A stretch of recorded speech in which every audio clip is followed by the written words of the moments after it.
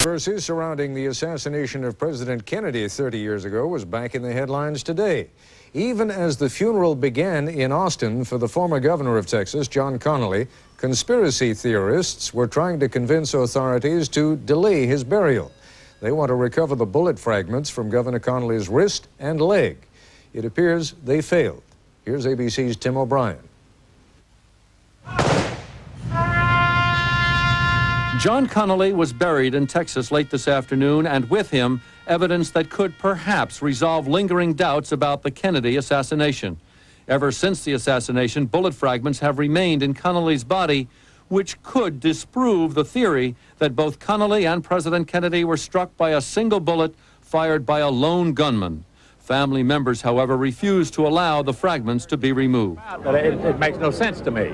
But earlier today, the FBI in Dallas urged that the bullet fragments be removed before Connally's burial. I think it would be very helpful to the American public and to the overall resolution of the Kennedy assassination if we could undertake a procedure to recover that evidence. Conspiracy theorists say fragments should be compared with the single so-called magic bullet which the Warren Commission concluded struck both Mr. Kennedy and Conally. If they indicate that the chemical composition of the fragments is different from that of the magic bullet, yes, it would indicate that there was a conspiracy.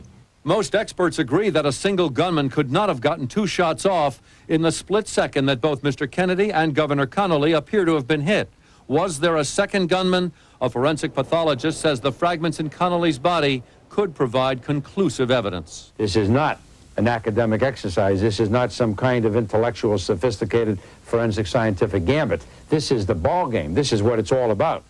The FBI says it now fears special security may be needed to protect Connally's gravesite. His body could still be exhumed and the bullet fragments examined later, but that may take a court order. Further complicating matters are the sensitivities of the Conally family, which the FBI says it is anxious to honor. Tim O'Brien, ABC News, Washington.